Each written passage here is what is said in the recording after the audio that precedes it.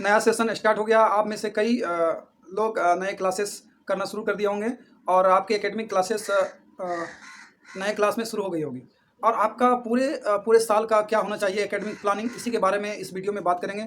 और आप नई ऊर्जा, नई उमंग, नए दोस्त, नए जगह, नए एडमिशन, नए क्लास में आप पूरी तरह तैयार है। और हमारी तरफ से आपको ढेर सारी शुभकामनाएं कि आप इस वर्ष अपने करियर के अपना बेस्ट परफॉर्मेंस देने वाले हैं।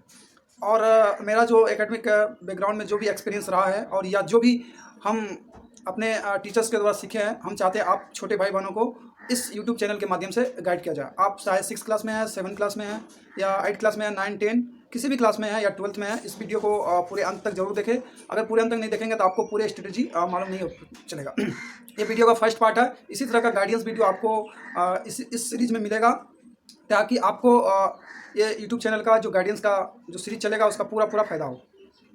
दोस्तों, कहीं ना कहीं हमारे पूरे एकेडमिक में अगर प्लानिंग नहीं होता है तो हम लोग समय रहते हुए, एनर्जी रहते हुए, टैलेंट रहते हुए भी हम अपने काम को अच्छे तरीके से नहीं कर पाते हैं। इसका अंदाज़ा आप सभी को नहीं होता। आपको तभी होता है जब आपका जो फाइनल रिजल्ट होता है किसी भी काम में, चाहे एकेडमिक परफॉर्मेंस हो, आपका गेम से रिलेटेड हो, जो फाइनल रिजल्ट होता है उसके बाद आपको रियलाइज़ होता है नहीं, ये चीज़ें नहीं करनी चाहिए। तब आपको उस समय एक कोच, इंस्ट्रक्टर, टीचर्स की ज़रूरत पड़ती है और वो आपको समझाते हैं कैसे करना चाहिए रास्ते पर। क्योंकि रास्ते पर चलना आप तो चलते जाएंगे धीरे धीरे, लेकिन रास्ता को डिफाइन करना दैट इज़ वेरी डिफिकल्ट। तो इसी पर बात करेंगे इस सीरीज में। इसी सीरीज टॉपिक पर बातें होगी कैसी एकेडमिक प्लानिंग आपकी होनी चाहिए। आपको भी लगता है अगर आपको किसी टॉपिक में किसी भी समस्या से आप जूझ रहे हैं तो हमारे यूट्यूब चैनल के कमेंट में आप पोस्ट करें। मैं कोशिश करूँगा कि आप छोटे भाई बहनों का उस रिलेटेड कमेंट, उस समस्या को दूर किया जाए।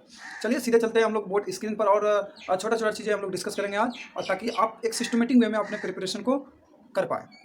तो पहले हम देखेंगे कि आपको सबसे पहले अपने आप में विश्वास रखना है कि इस वर्ष हम बहुत अच्छा करने वाले हैं। इसके लिए आप क्या कीजिए, आप अपने आप को पूरे साल के अंत में आप अपने आप से क्या चाहते हैं, व्हाट डू यू वांट, अपने एक पेन पेपर में आप उसको लिखिए। हम इतना परसेंटेज लाना चाहते हैं, हम इस क्षेत्र में गेम्स में ये करना चाहते हैं, हम म्यूजिक में ये सीखना चाहते हैं, हम क्या कहते हैं, आप फाइन आर्ट्स में ये सीखना चाहते हैं। आप वो कर सकते हैं। सबसे पहले एक लिस्ट बनाया, क्योंकि किसी महान आदमी ने कहा है अगर आप रिटन फॉर्मेट में किसी चीज़ को ला लेते हैं तो उसके करने के चांसेस और सब चीज़ों से उससे बढ़ जाता है। तो इसीलिए आपको रिटन फॉर्मेट में लाना है। What do you want from itself, अपने आप से आप क्या चाहते हैं वो आप लिखिए। और उसमें सबसे बढ़िया बात होती है कि आपका विश्वास का होना जरूरी है, क्योंकि आप अगर आप अपने आप में बिलीव नहीं रखेंगे तो दुनिया का कोई भी ताकत आपको उस काम को नहीं करा सकता। तो अपने आप में बिलीव रखना एक सेल्फ कॉन्फिडेंस को उजागर करता है। तो क्योंकि किसी भी काम में 50% आपका बिलीफ ही काम करता है और 50% उसमें वर्क होता है। और आपको एक अच्छी आदतें डालना है। आपको अरमान लेके नहीं चलना कि ये करना वो करना, नहीं। आप बहुत ज़्यादा स्टडी का प्लानिंग नहीं कीजिएगा, अपने हैबिट को बदलने की कोशिश कीजिए। आप एक अच्छे आदतों का अगर विकास कर लेंगे तो आप धीरे धीरे सफलता की ओर चले जाएंगे। और अच्छी आदतों का विकास कैसे होगा, और रेगुलरिटी से ही होगा। आप एक दिन से नहीं कर सकते। अगर एक दिन में कुछ बड़ा नहीं होगा, एक दिन करेंगे तो तब कुछ बड़ा जरूर होगा।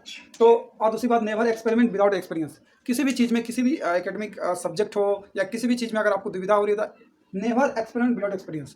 मतलब उस चीज़ में अगर आपको एक्सपीरियंस नहीं है, उस चीज़ में आपको अगर अनुभव नहीं है, तो उस चीज़ में आप अपने आप को एक्सपेरिमेंट मत कीजिए। आप तुरंत अपने कंसल्टेड टीचर्स, आपके सीनियर्स, आपके जो अच्छे फ्रेंड्स, आपके जो भी टीचर्स है उससे मिलिए, और जो भी गाइडेंस आपका उससे मिलकर उसको खुल के सारी बातें बताइए। ये दिक्कत है, ये दिक्कत है, वो आपको बताएंगे, इंस्ट्रक्टर बताएंगे कि आपको कैसे करना है, और उसी बात पे आपको अपने आप को ढालना। तो एक्सपेरिमेंट नहीं करना। दूसरी बात, आपको पूरे साल भर डिसिप्लिन होकर रहना है, क्योंकि शॉर्ट टर्म गोल और लॉन्ग टर्म गोल में क्या डिफरेंस है। अगर शॉर्ट टर्म गोल है जैसे आपको स्नान करना है तो इसमें ज़्यादा उतनी मेहनत नहीं है, आप जाएंगे किसी भी तरह करके आ जाएंगे, दैट इज़ ओके। बट आपको लॉन्ग टर्म गोल चाहिए, आपको पूरे एक साल का प्रिपरेशन का प्लान चाहिए। उस समय आपको पूरे साल भर डिसिप्लिन होना ही पड़ेगा। किसी चीज़ को सीखने के लिए आपको डिसिप्लिन होना ही पड़ेगा। डिसिप्लिन मीन्स आप उन चीज़ों को एक सिस्टमेटिक वे में करें। डिसिप्लिन होने का ये कतई मतलब नहीं है कि आप इंटरटेनमेंट नहीं करें, आप खेलें नहीं, आप गेम्स एंड स्पोर्ट्स में भाग नहीं लें, आप और बहुत सारे एक्टिविटी होते हैं स्कूलों में उसमें भाग नहीं लें। इसका वो मतलब नहीं है। इसका मतलब है जिन चीज़ों को आप कर रहे हैं उसको सिस्टमेटिक एंड प्रॉपर वे में करें, दैट इज़ ओके।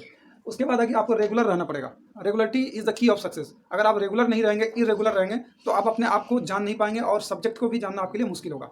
क्योंकि अगर आप अपने गोल को छोटे छोटे टुकड़ों में बांटिए, छोटे छोटे टुकड़ों में बांटेंगे तो उस छोटे छोटे टुकड़ों को पूरा करने की कोशिश कीजिए। और सीरीज में आपको प्लानिंग कैसे करना आगे आके सीरीज के वीडियो में बताया जाएगा।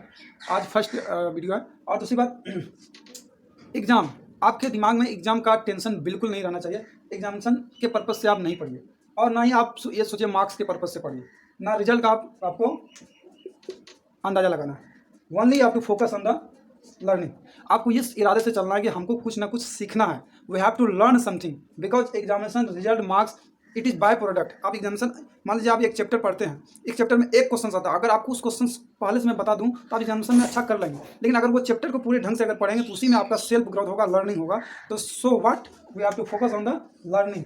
आपको सिर्फ सीखने के इरादे से उतरना है, आप कभी भी एग्जाम के पर्पज से नहीं उतरिए।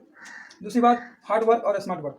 तो कई स्टूडेंट सबसे पहले हार्ड वर्क करते हैं, उसके बाद धीरे धीरे उसको स्मार्ट वर्क में कन्वर्ट करने की कोशिश करते हैं। और ये आप समझ के चलिए, जब तक आप हार्ड वर्क नहीं करेंगे तब तक स्मार्ट वर्क आप में नहीं आ सकता। सपोज आप एक चैप्टर मैथमेटिक्स का उठाते हैं, किसी भी सब्जेक्ट में जिसमें न्यूमेरिकल टाइप के क्वेश्चन है, मैथमेटिक्स है, इकोनॉमिक्स है, बिजनेस स्टडीज है, या आपका फिजिक्स केमिस्ट्री नहीं थी। अगर उस चीज़ों को एक बार करेंगे तो ज़्यादा समय लगेगा, उसी को दोबारा करेंगे तो हो सकता है कम समय लगे, उसी को तिबारा करेंगे और कम समय लगेगा, उसी को और चारवां बार करेंगे तो और कम समय लगेगा। इसका मतलब ये हुआ, सबसे पहले आपको हार्ड वर्क करना पड़ेगा, तब आप कम समय में कर पाएंगे स्मार्ट वर्क।